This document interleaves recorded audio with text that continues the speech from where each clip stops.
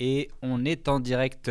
Bonsoir à toutes et à tous. Bienvenue sur notre chaîne Twitch, la chaîne Twitch donc de l'UJIC CGT, la CGT des ingénieurs, cadres et techniciennes pour ceux qui ne connaissent pas. J'espère que vous nous entendez bien. N'hésitez pas à nous faire un petit message dans le chat si ce n'est pas le cas.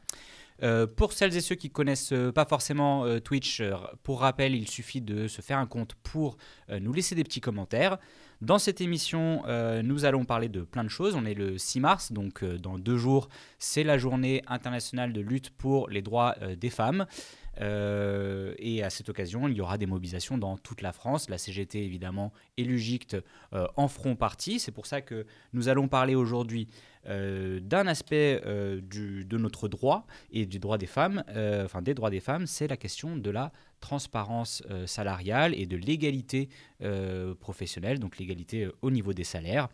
Cette émission un peu spéciale va nous permettre également de parler d'Europe. Alors je vous explique pourquoi. Nous sommes en compagnie de Neila Glaise. Neila Glaise qui est présidente d'Eurocadre. On va vous expliquer de quoi il s'agit. Elle est également membre de la direction de l'UJIC et elle est ingénieure consultante chez Accenture. C'est son métier parce qu'on n'est jamais syndicaliste professionnel, on est syndicaliste et on a un métier généralement avant ou pendant.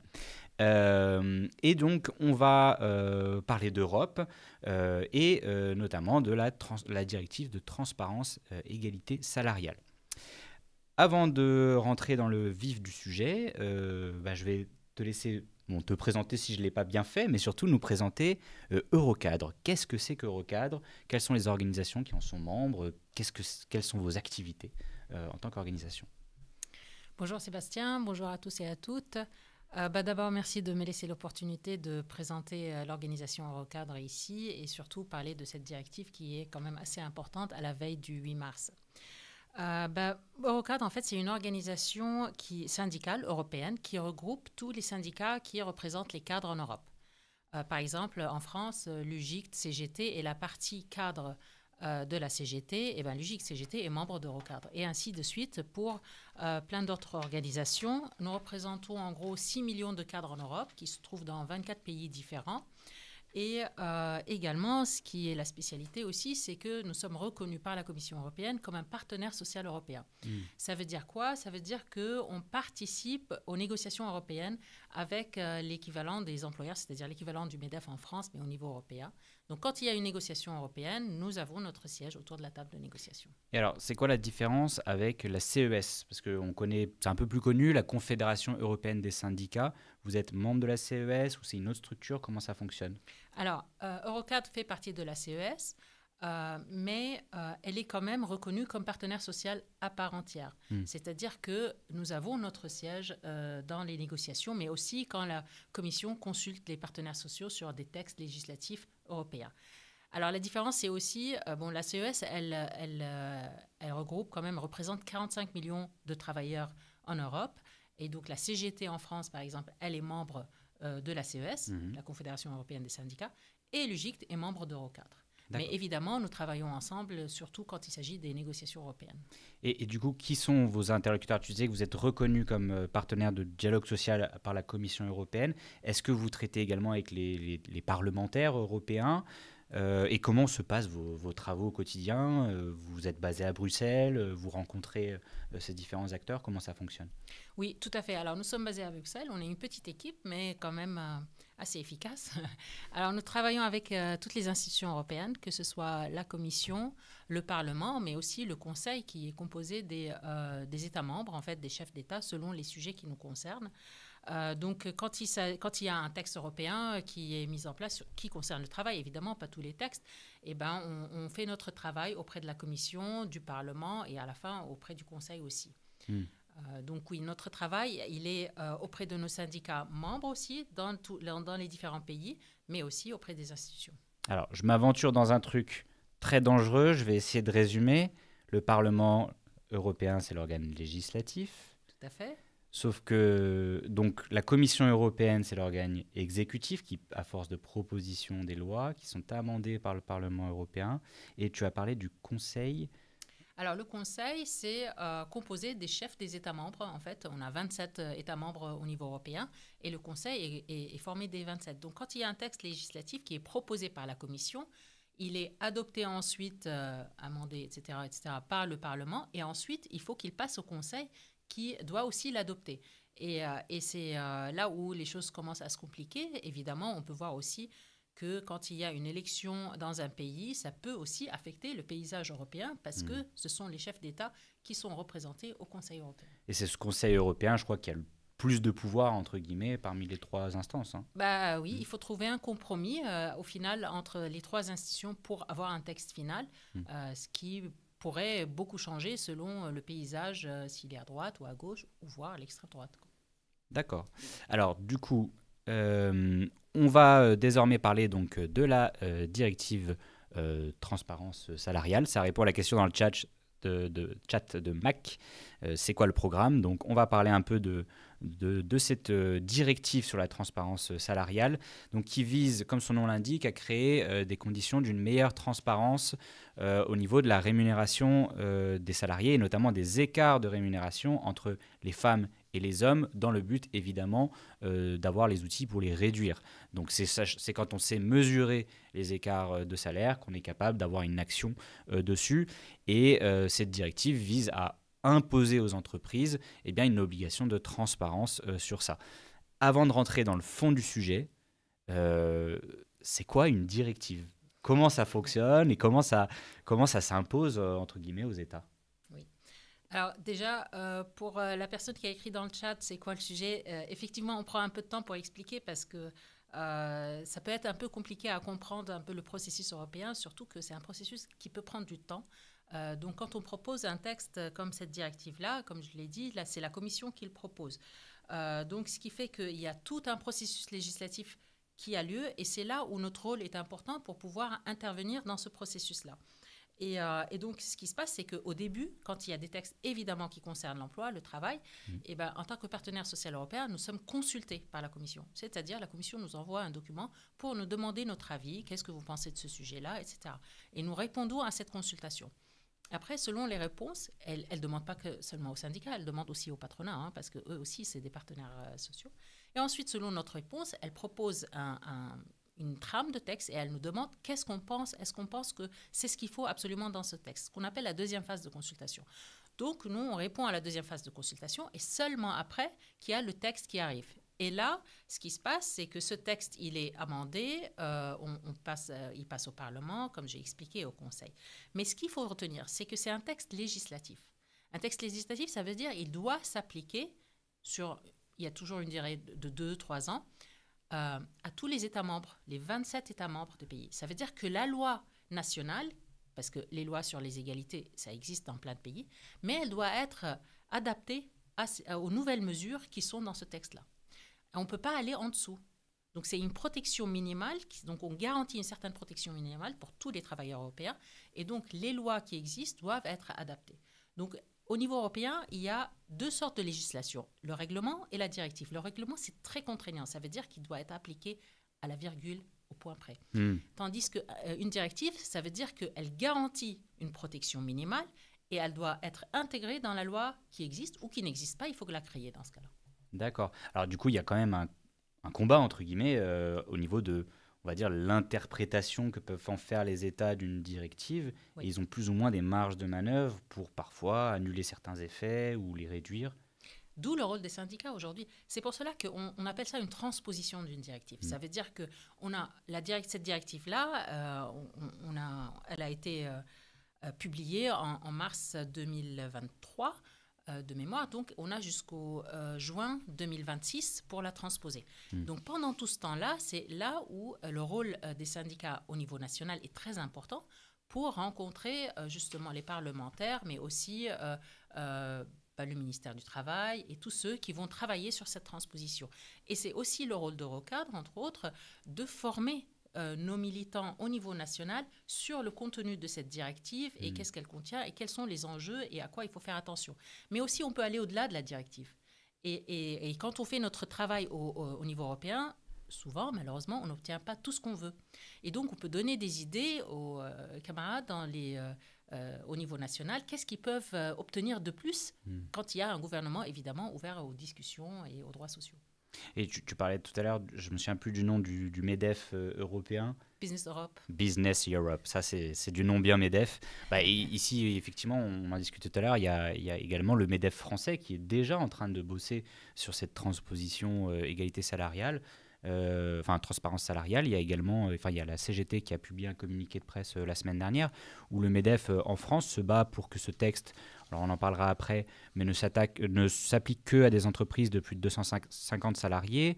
Ils essayent de réduire les obligations de publication d'écarts salariaux et ils évitent, alors ça on va en parler de cette notion, toute comparaison avec des métiers de valeur équivalente. Donc ça, alors en fait, je peux te dire que d'une manière générale, là aujourd'hui, depuis qu'on a les nouvelles élections, on a deux mots qu'on peut retenir au niveau européen, et c'est les deux mots qu'on rabâche toute la journée, c'est compétitivité et simplification. Et donc c'est une opportunité pour Business Europe et pour le patronat en général, parce qu'il n'y a pas que Business Europe qui représente les patrons, il y a aussi SME United qui représente les petites entreprises, qui utilisent cette opportunité pour diminuer tous les acquis sociaux qu'on a déjà obtenus lors de la dernière mandature européen. Donc oui, le MEDEF ici en France, c'est le porte-parole de Business Europe au niveau européen, mais ce n'est pas que pour cette directive, malheureusement, pour plein d'autres acquis sociaux. Ils ont pondu un document avec 68 points, 68 textes législatifs différents qu'ils veulent carrément diminuer, voire annuler. Ça, on reviendra dessus à la fin sur un peu les attaques qui sont faites au niveau européen. Il y avait une question, donc est-ce que c'est la CES qui est consultée ou les syndicats nationaux? Donc c'est la CES dans ce que tu expliquais tout à l'heure, et Eurocadre qui sont deux structures différentes. Donc Eurocadre qui représente les cadres. Et c'est une vraie question aussi, est-ce que les syndicats nationaux en plus de la CES sont consultés ou ils restent sur les... Alors, évidemment, ce sont deux organisations très démocratiques. Donc, Eurocadre comme la CES sont composés des syndicats nationaux. Donc, nous préparons notre réponse à la consultation, mais on consulte nos syndicats nationaux. Mais la Commission ne les consulte pas directement. C'est à travers nous. Et c'est notre travail de recueillir les demandes des syndicats nationaux pour les mettre dans notre réponse à la Commission. D'où l'importance d'avoir dans notre organisation syndicale CGT, en tout cas, une culture syndicale internationaliste. On s'est toujours impliqué dans les structures syndicales étrangères, enfin à l'étranger, voire plurinationales, je ne sais pas comment on peut les appeler, internationales, justement parce que à la fois on est là par nos valeurs internationalistes, mais aussi parce qu'on est là où il y a des prises de décision et là où les salariés sont potentiellement affectés. Et tout à fait, mais il ne faut pas oublier aussi, comme je l'ai expliqué, que la directive va passer au Conseil. Et les conseils, c'est qui ? C'est nos chefs d'État.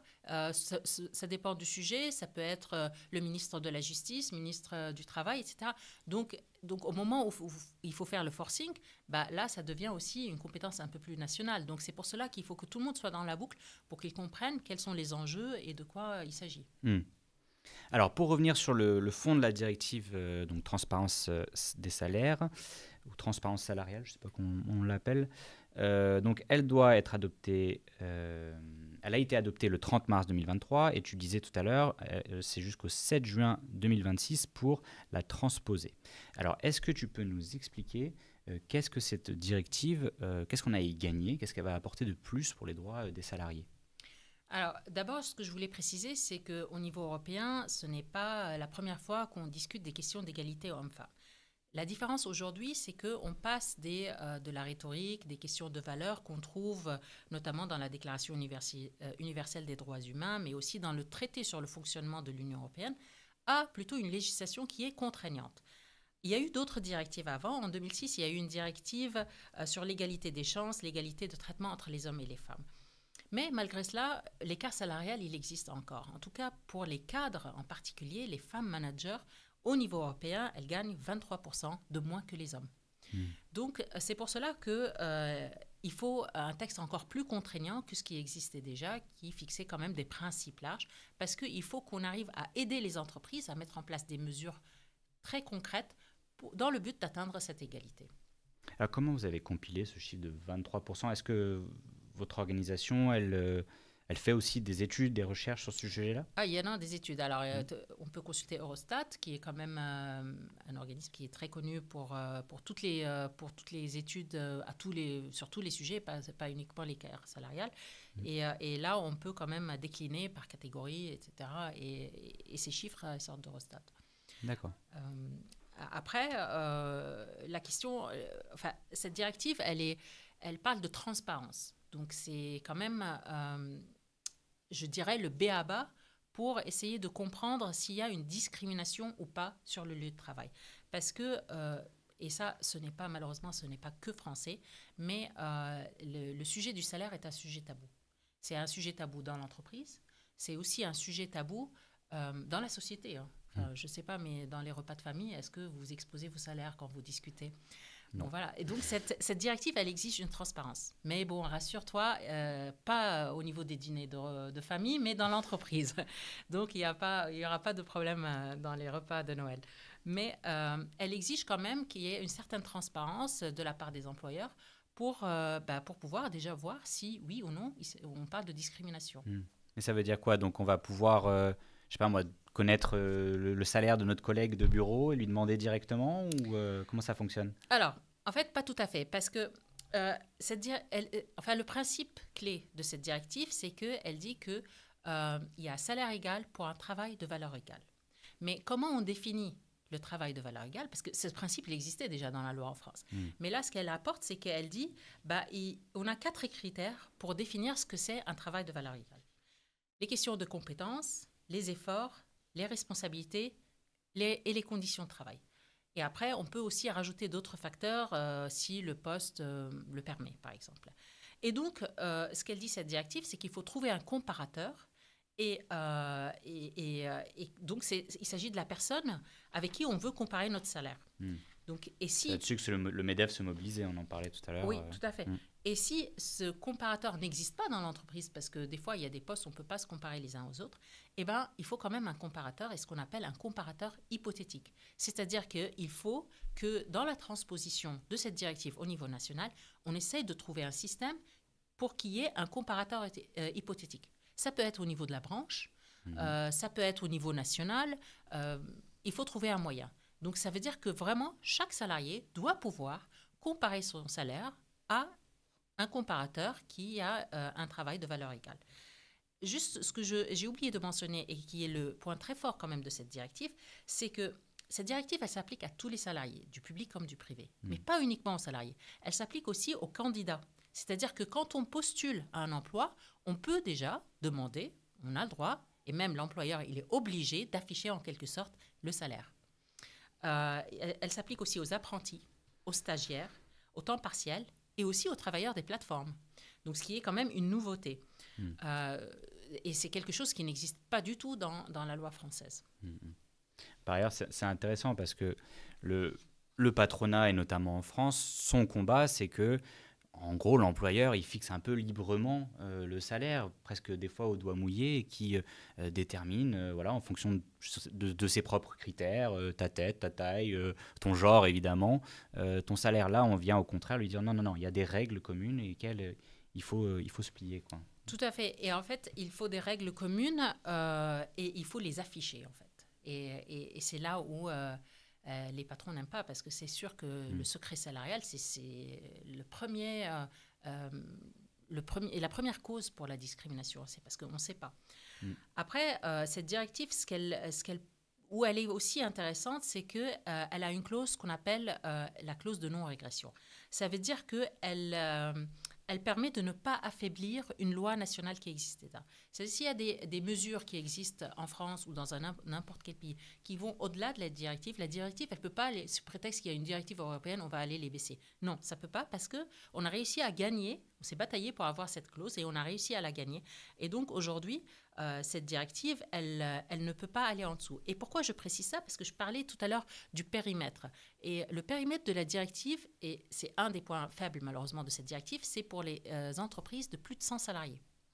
Or, en France, on a quelque chose qui s'appelle l'index égalité qui s'applique pour les entreprises de plus de 50 salariés. Donc évidemment, c'est une occasion aujourd'hui pour le MEDEF pour dire oui, mais alors dans ce cas-là, il faut aller au-dessus de 100 salariés parce que c'est la directive. Mais non. Alors, et c'est pour cela qu'il faut que les syndicats soient Principe de présents. faveur, en quelque sorte. Et ben voilà, il faut que cette directive, maintenant, en France, s'applique pour les entreprises de plus de 50 salariés. D'accord. Alors, peut-être pour celles et ceux qui nous regardent, petit rappel sur l'index égalité pro. Donc, c'est quelque chose qui a été obtenu notamment par les organisations syndicales qu'on considère comme étant bien insuffisant aujourd'hui parce que les entreprises ont quand même, on va dire, des certaines marges de manœuvre pour obtenir des bons résultats malgré une réalité qui est tout autre. Si je devais résumer, c'est un système où chaque entreprise de plus de 50 salariés a une note qui va jusqu'à 100 et en fonction de critères comme l'écart de rémunération entre les femmes et les hommes, le fait que, le pourcentage de femmes et d'hommes qui ont obtenu des augmentations au cours de l'année, le nombre de salariés ayant perçu des hautes rémunérations, donc la part d'hommes et de femmes là-dedans. Donc tout ça, ça vous permet de en gros calculer un score qui va de 1 à 100 et si vous êtes en dessous de 75, eh bien on vous fixe des objectifs de rattrapage des inégalités salariales et lorsque vous n'atteignez pas ces objectifs, eh bien vous pouvez avoir tout simplement une amende. Voilà, j'espère que j'étais clair dans ma présentation de l'index. Et du coup, il y a quand même un souci, c'est que vous pouvez être avec des mauvais scores d'égalité professionnelle, mais à aucun moment ça oblige l'entreprise à consulter les organisations syndicales. Est-ce que ça, c'est quelque chose que vous revendiquez aujourd'hui ? Alors, c'est pas qu'on le revendique, nous avons réussi à l'obtenir dans cette directive. D'accord. Et c'est aussi un point très important de cette directive. Donc, cette directive, elle permet de faire une évaluation conjointe avec les représentants du personnel, donc les élus au comité social de l'entreprise, et l'obligation de prendre des mesures si l'écart constaté est supérieur à 5%. Prendre des mesures, ça peut être aussi engager les négociations avec les syndicats dans l'entreprise, c'est-à-dire prendre des mesures de façon conjointe, donc dans le cadre d'une négociation. Or, la loi en France, elle n'oblige pas à la négociation s'il y a un écart qui est constaté de salaire. Donc ça, c'est un point positif. Mais un autre point aussi qui est très positif et que je voudrais mentionner avant que je l'oublie, c'est que dans cette directive, il y a quelque chose qui s'appelle le renversement de la charge de la preuve. Ça veut dire quoi ? Ça veut dire que s'il y a un litige, parce qu'un salarié considère qu'il est discriminé, etc., eh bien, le problème aujourd'hui, et c'est un des grands problèmes, c'est que souvent, quand on constate qu'il y a un écart de salaire qui n'est pas justifié et qu'on subit une discrimination, c'est difficile d'aller au tribunal. Pourquoi ? Parce que c'est difficile de prouver cela, parce que nous n'avons pas les éléments pour le prouver. Et bien aujourd'hui, si un salarié va au tribunal, eh ben c'est à l'employeur d'amener les preuves pour dire que non, il n'y a pas de discrimination. Ce qui fait que ce qu'on appelle la charge de la preuve, maintenant, elle est à l'employeur. Donc, ce qui allège beaucoup quand même la problématique quand même que portent les salariés qui osent aller déjà au tribunal. Oui. Mais c'est surtout les sujets un peu très, très compliqués pour les salariés. Notamment, il y avait eu la même chose sur le harcèlement moral, où on a réduit la charge de la preuve pour les salariés qui avant leur incombaient entièrement, et ça change tout évidemment au résultat en justice. Les employeurs n'ont pas les mêmes moyens que peuvent avoir des salariés qui sont dans des situations très compliquées, qui sont discriminés, harcelés, etc. Alors du coup, tu disais cette directive a été conclue en 2023 donc. Le contexte depuis, vous avez peut-être suivi l'actualité, celles et ceux qui nous regardent, a un peu changé. Il y a eu des élections européennes très compliquées avec, en France et dans d'autres endroits, une forte progression de l'extrême droite, mais aussi d'une droite assez libérale et dure sur la question des droits sociaux. Est-ce que ça change, entre guillemets, vos chances d'ici 2026 de faire appliquer cette mesure ? Alors, heureusement qu'on l'a obtenu avant les élections, parce que les dossiers qui sont aujourd'hui en suspens, qui ont été initiés, et aujourd'hui on voit qu'il y a quand même un retournement important des positions, ne serait-ce que de la Commission. Donc heureusement que cette directive, elle a été vraiment adoptée avant qu'il y ait les élections. Après, c'est vrai que, comme je l'ai dit tout à l'heure, c'est que le patronat quand même essaye d'utiliser cette l'opportunité du fait qu'on a un Parlement qui est à droite, on a une commission qui est à droite, et donc qui n'a pas du tout comme priorité les droits sociaux. Et donc le patronat essaye quand même d'utiliser cette opportunité pour diminuer l'impact de cette directive et la protection qu'elle apporte pour tous les travailleurs et les travailleuses. Et donc, sous prétexte de simplification, on est en train de décortiquer cette directive de son contenu. Et soi-disant que il y a une charge administrative derrière cette directive qui empêche la compétitivité des entreprises. Donc aujourd'hui, pour Business Europe, pour le MEDEF, la transparence empêcherait la compétitivité. Même plus loin que ça, l'égalité femmes-hommes, pour eux, est un frein à leur Tout à fait. développement de business. Tout à fait. Parce que sous voilà, le prétexte d'une simplification, qu'est-ce qu'ils veulent faire? Ils veulent déjà enlever le concept du comparateur hypothétique, ce qui déjà minimise beaucoup le poids de cette directive. Ils veulent que la comparaison ne puisse se faire qu'au sein de l'entreprise. Donc, sachant qu'on n'a pas forcément dans une boîte, on en discutait tout à l'heure, une personne avec qui se comparer. Tout à fait. Si vous êtes l'unique graphiste d'une entreprise, il n'y a pas de comparaison possible, par exemple. Et d'autant plus pour des postes de cadre, des fois, il n'y a pas beaucoup de cadres dans une entreprise. Et puis surtout, si cette directive, elle s'applique pour les entreprises de plus de 50 salariés, c'est quand même pas des très grosses entreprises. Autre chose qu'ils veulent enlever, c'est que actuellement, dans la directive, qu'est-ce qu'elle dit? Elle dit que ça s'applique à plus de 100 salariés, mais pour les entreprises de plus de 50 salariés, cette directive permet aux États membres, de façon optionnelle, pas obligatoire, de quand même d'appliquer ces mesures-là. Elle dit que chaque État membre peut décider si oui ou non ils peuvent l'appliquer. Donc ça devient un peu optionnel pour les plus de 50 salariés. Eux, ils veulent enlever cette option. Ils veulent qu'il n'y ait pas cette option parce qu'ils ont peur que dans certains pays, je ne sais pas, en Espagne ou d'autres pays qui ont encore un gouvernement qui pousse pour des avancées sociales, qu'ils puissent appliquer cette mesure-là. La troisième chose, c'est qu'ils veulent enlever, c'est qu'ils veulent que le reporting, et ça c'est un point que j'ai oublié de mentionner, qui est aussi un point important, c'est que la transparence, aujourd'hui, elle n'est pas uniquement entre les salaires des hommes et des femmes. C'est que dans cette directive, on élargit à toutes sortes de discriminations. Donc, la transparence des salaires, elle concerne tout le monde, et surtout toutes les minorités, et notamment, par exemple, les personnes handicapées. Une personne handicapée peut demander aussi à comparer son salaire à une autre personne qui est du même genre, mais qui a un poste, un travail à valeur égale. Et donc, pour essayer de voir s'il y a une discrimination ou pas.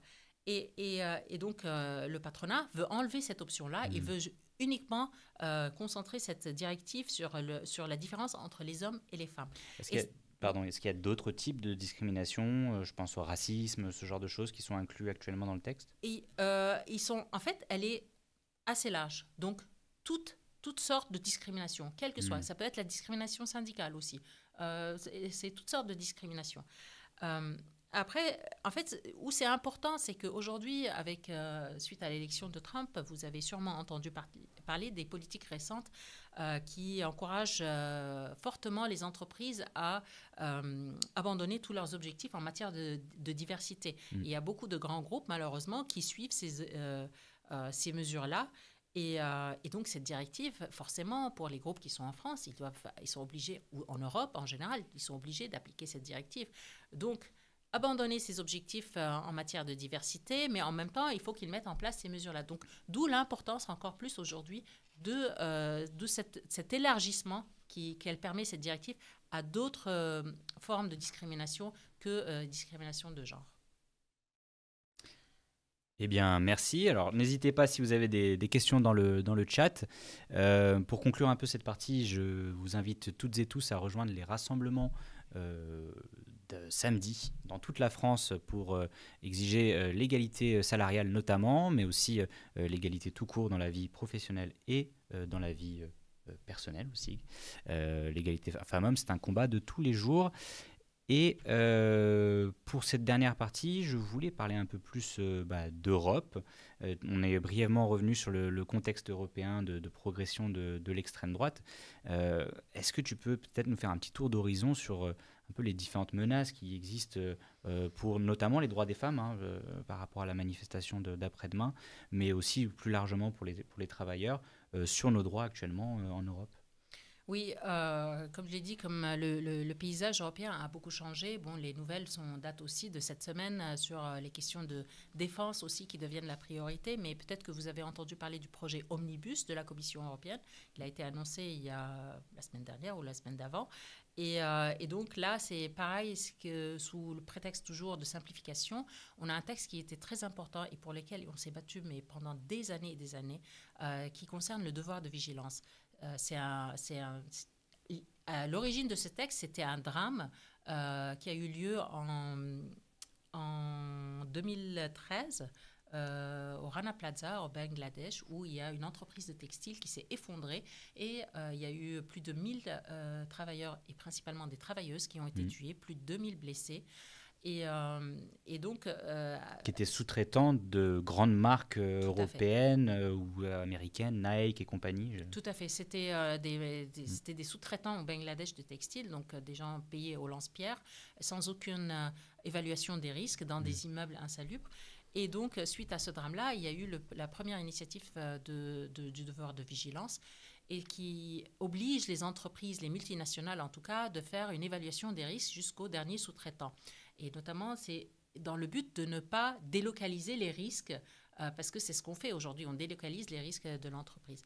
Et donc, avec le projet Omnibus, pareil, la Commission européenne veut complètement décortiquer cette directive et actuellement exclure 80% des entreprises qui étaient concernées par cette directive. Donc aujourd'hui, elle ne concerne plus que 20% des entreprises, ce qui est vraiment très peu. Et ça concerne principalement les grosses entreprises, notamment de textile, où 80% des travailleurs sont des femmes. Donc franchement, à la veille du 8 mars, c'est un message très inquiétant qui vient de la présidente de la Commission européenne, qui jusque-là a affiché quand même une présidence pour les droits des femmes, etc.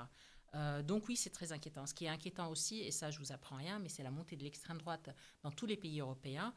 Même dans le Parlement européen, on l'a vu, il y a 3 groupes d'extrême droite aujourd'hui au Parlement. Donc rares sont les pays qui échappent, et ça, vous savez. Donc on parle aujourd'hui d'une internationale de l'extrême droite qui s'organise et qui menace les droits des travailleurs, qui menace la démocratie et qui est malheureusement soutenu par certains patronats, je ne vais pas dire tous parce qu'il y a certains qui ne soutiennent pas l'extrême droite, mais principalement par les milliardaires. On a vu comment Musk a soutenu l'extrême droite pour les élections en Allemagne, etc., etc. Puis nous, on a notre Bolloré national qui, qui rachète des chaînes et des médias pour divulguer la bonne parole. Ouais. Et sur la question européenne, du coup, là, au sein d'Eurocadre, vous, quelles sont vos actions? Alors, vous avez évidemment un contexte national très compliqué. Vous essayez de vous organiser, je crois, contre l'extrême droite, parce qu'il y a des pays membres d'Eurocadre, enfin des syndicats plutôt membres d'Eurocadre, qui subissent chez eux l'extrême droite. J'imagine qu'il y a des solidarités qui se créent à ce niveau-là. Et aussi, au niveau revendicatif, quels sont un peu vos combats que vous menez au niveau des institutions européennes pour revendications? Oui, malheureusement, en fait, on a vu depuis ces quelques années maintenant l'Italie qui est passée à l'extrême droite. Quand même, c'est un pays important. Les syndicats là-bas sont très forts et malgré cela, je pense qu'on n'a pas beaucoup bien anticipé. Donc, il y a une solidarité, il y a des manifestations européennes qui ont lieu contre la montée de l'extrême droite. Il y a même des webinaires mensuels sur la montée de l'extrême droite et comment on s'organise pour lutter contre ça. Donc, il y a beaucoup de travail à faire. Mais aussi, on a notre agenda législatif et on continue à revendiquer toutes les mesures dont on a besoin pour la protection des travailleurs. Notamment, Eurocadre, lance une campagne, et ça fait quelques années qu'elle a lancé une campagne pour appeler pour une directive sur les risques psychosociaux. Si on veut une Europe compétitive, on ne peut pas se contenter d'avoir une Europe avec 60% des jours de travail qui sont perdus à cause des risques psychosociaux au travail. On ne peut pas se dire qu'on a les burn-out et les arrêts maladie et toutes ces conséquences de risques psychosociaux qui coûtent des milliards et des milliards par an en Europe, et dire qu'on est quand même une Europe compétitive. Donc c'est pour cela qu'on appelle pour une directive spécifique qui traite de ces risques-là, qui sont des risques organisationnels qu'il faut prévenir sur le lieu de travail. Et il y a d'autres sujets sur lesquels on continue à être actif. On appelle aussi pour une directive sur le management algorithmique pour encadrer l'utilisation des systèmes d'intelligence artificielle sur le lieu du travail. Actuellement, il y a un texte, un règlement même européen, qui est l'acte européen sur l'intelligence artificielle, qui réglemente, qui est quand même un bon début, qui réglemente quand même la circulation des produits d'IA, mais il est insuffisant quand il s'agit de la protection des travailleurs sur le lieu de travail, sur le management algorithmique. On a obtenu C'est ça, la directive, directive sur les plateformes. Voilà, sur les plateformes, qui est un très bon début. C'est la directive sur les plateformes. C'est la première fois qu'on voit un texte qui protège les salariés contre le management algorithmique, qui les encadre, mais elle se limite au périmètre des travailleurs des plateformes. Et on voudrait que ça soit élargi à tous les travailleurs. Et ça, on est où d'ailleurs, cette directive? Donc, elle là, est en cours de transposition aussi. D'accord. Ouais. Donc là, on est encore pile dans l'exemple d'une directive beaucoup plus favorable que le droit national, parce qu'on a tendance à croire qu'en France, notre code du travail il est super avancé, c'est les libéraux et le patronat, ils nous le disent beaucoup, hein, le code du travail en France, il est très gros, il est juste derrière là. En vérité, il n'est pas si protecteur que ça. Il y a beaucoup de droits qui sont arrivés par les mobilisations, les combats qu'on mène à l'échelle européenne. Et donc là-dessus, sur cette directive, ça serait quoi sur la question des plateformes?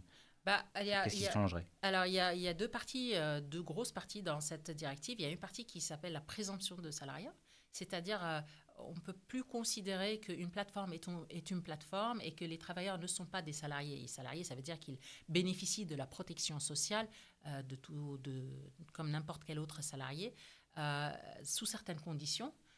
Donc, ça veut dire que s'il dépend vraiment d'une plateforme, si elle décide à sa place, etc., il y a certaines conditions qui sont définies dans la directive qui, là, disent non, ce n'est pas un travailleur, ce n'est pas un indépendant, c'est un salarié. Et donc, il faut qu'il ait une couverture sociale. Et la deuxième partie, c'est sur le management algorithmique, et notamment qui impose quand même qu'il y ait le contrôle humain. Parce qu'on sait très bien qu'aujourd'hui, par exemple, pour les travailleurs des plateformes, on peut être viré par une plateforme. On peut avoir du travail le lendemain ou ne pas l'avoir, selon comment on est noté ou pas. Donc, il n'y a aucune intervention humaine. Les travailleurs sont virés ou pris ou se retrouvent sans travail du jour au lendemain.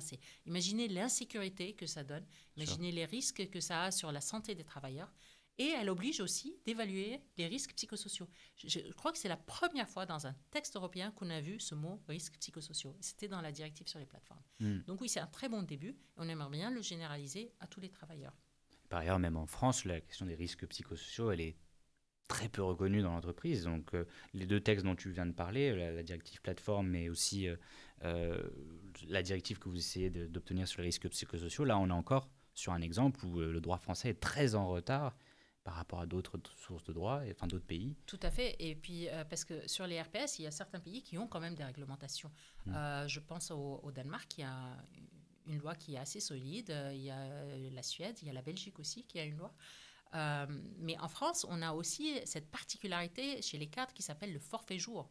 Vous voyez, on doit travailler un certain nombre de jours dans l'année et non pas un certain nombre d'heures dans la journée.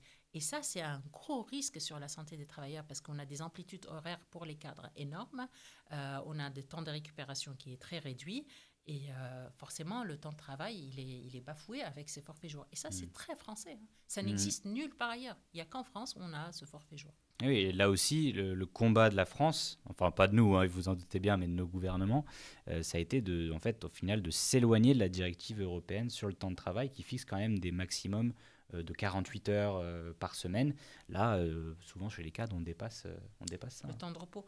Oui, tout à fait. C'est heureusement qu'on a cette directive sur le temps de travail qui nous garantit un certain temps de repos. Donc, il faut un temps de repos journalier, hebdomadaire. Et sinon, ça veut dire qu'on peut travailler 24 heures sur 24, 7 jours sur 7. À disposition, eh oui. Voilà. Alors, du coup, là, on parlait d'omnibus. Donc ça, c'est dans le jargon, donc c'est si j'ai bien compris, la grande mesure qui vient casser les normes. Est-ce que ça concerne la directive dont on vient de parler sur les plateformes? Non, pour le moment, ça concerne que la directive sur le devoir de vigilance. D'accord. Et je crois que ça concerne aussi beaucoup les questions de normes environnementales. Tout à fait, parce que le devoir de vigilance n'est pas uniquement une évaluation de risque, mais ça ça retarde tous les textes. Donc là, on a une bifurcation au niveau environnemental incroyable. Et puis, avec le nouveau discours, la réalité qu'on vient d'avoir aussi cette semaine sur les questions de défense et la priorité pour la défense et donc tout le budget européen qui doit passer par la défense, notamment le budget de l'armement, etc. Et là, quand on commence à parler de budget pour l'environnement, on nous dit que ce n'est plus la priorité. Sauf que c'est une façon aussi de détourner les choses. Je vous donne un exemple tout concret. Là. Trump, il veut le Canada, il veut le Groenland, il veut le Panama, la Palestine, etc. Quand il a parlé du Groenland, la première réaction du Danemark, c'est la retraite à 70 ans. Allez comprendre le lien, mais en fait, voilà, on va faire des économies. On tape toujours. Ça va taper dans les pensions, dans les retraites, ça va taper dans le service public, dans les hôpitaux, dans nos écoles. Et évidemment, les normes environnementales, on va laisser tomber pour une autre époque, lorsque quand même c'est une urgence. Et vous avez des revendications justement sur ça, sur l'encadrement supplémentaire de ces normes Bien sûr, en fait, déjà, ce que j'ai dit, 10 ans de bataille pour le devoir de vigilance, c'était un peu, c'est dur d'avaler quand même le fait qu'en 87 jours, la Commission a réussi à rayer 10 ans de travail. C'est aussi une question on touche à la démocratie aussi. Parce qu'un texte européen, quand il est adopté, j'ai expliqué quand même le processus. C'est un processus démocratique. Il y a eu plus de 1000 amendements sur ce texte-là. Et en 87 jours, on laisse tomber, on oublie toute la démocratie qui a existé. Donc oui, il y a beaucoup de choses qu'il faut remettre en place et il faut renforcer justement encore plus la place des organisations syndicales dans les entreprises, mais aussi contre toutes les répressions des syndicalistes, mais aussi contre toutes les répressions de la démocratie en général. Parce qu'aujourd'hui, elle est menacée, elle n'est pas uniquement menacée dans les pays européens, mais aussi au niveau européen. On l'a vu là avec l'omnibus. Ce qui est quand même dommage, c'est qu'on est dans un contexte où il y a en plus une défiance énorme vis-à-vis des institutions européennes, et là, en gros, elles démantèlent le travail qu'elles ont fait pendant des années. Oui, sur les aspects les plus positifs. C'est grave. C'est grave ce qui se passe. Mais voilà, le sujet maintenant est détourné sur les questions des guerres, des défenses. Je ne dis pas que ce n'est pas important, mais il ne faut pas que ce soit un prétexte non plus. Peut-être une dernière petite question. On arrive à peu près à la fin de notre Twitch. Quels sont vos combats immédiats? Alors j'imagine que c'est beaucoup de ce qu'on a déjà abordé, mais est-ce que vous avez, c'est quoi votre agenda dans les prochains mois à Eurocadre et les combats que vous allez mener?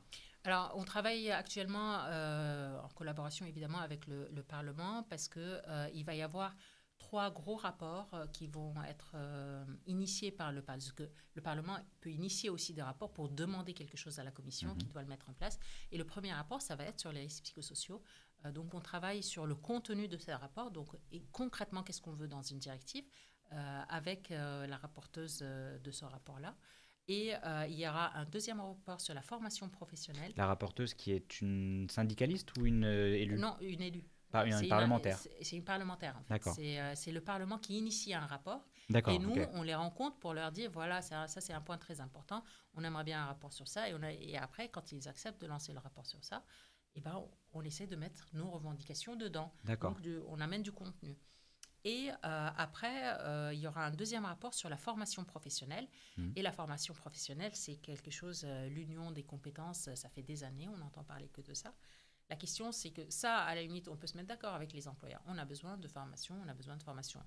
La chose qui fâche, c'est qui va payer pour la formation et quand on va se permettre.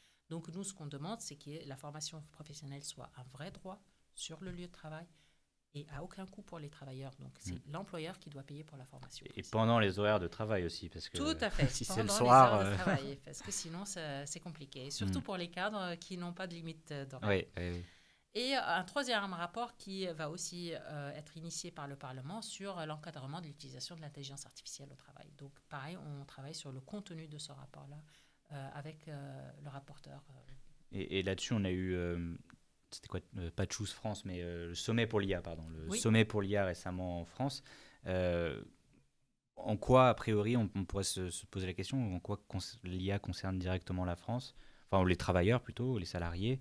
C'est quoi l'enjeu L'enjeu est très important parce qu'aujourd'hui, l'enjeu, il est à plusieurs dimensions. Il y a l'enjeu environnemental, il y a l'enjeu qui concerne la santé des travailleurs, il y a l'enjeu sur l'organisation du travail, l'enjeu sur les emplois. Il y a beaucoup d'enjeux qui sont très importants. Et aujourd'hui, la CGT demande une convention de l'OIT pour encadrer l'utilisation de l'intelligence artificielle et le management algorithmique au travail. L'OIT, l'Organisation internationale du travail. Tout à fait. Donc, c'est quelque chose qui est international, pas uniquement européen, donc qui concerne tous les pays, et demande aussi une directive européenne qui peut être plus spécifique qu'une convention de l'OIT pour encadrer l'utilisation des algorithmes au travail. D'accord, donc là encore, fixer des règles et pas laisser la machine gérer tout simplement son profit. Eh bien, merci beaucoup. Est-ce que tu as quelque chose à rajouter pour la fin Non, je dis on se mobilise pour le 8 mars parce que l'enjeu est encore plus important aujourd'hui et puis bonne manif. Eh bien, merci à vous. J'espère que cette émission vous aura permis d'y voir un peu plus clair sur le combat qu'on mène au sein d'Eurocadre et de nos institutions européennes et à l'échelle internationale. Je souhaiterais remercier pour cette émission Stéphane Dujardin pour son support technique indispensable sur ce coup-là parce qu'on a eu quelques soucis au début. Merci aux équipes de communication de l'UGICT. Merci à vous qui nous avez écoutés. Si vous avez aimé cette émission, je vous invite à vous abonner à notre chaîne Twitch ou à notre chaîne YouTube si vous nous regardez en différé. Et notre émission ne dépend ni de vos dons, ni de la publicité. Si vous souhaitez nous soutenir, eh bien, syndiquez-vous. À plus.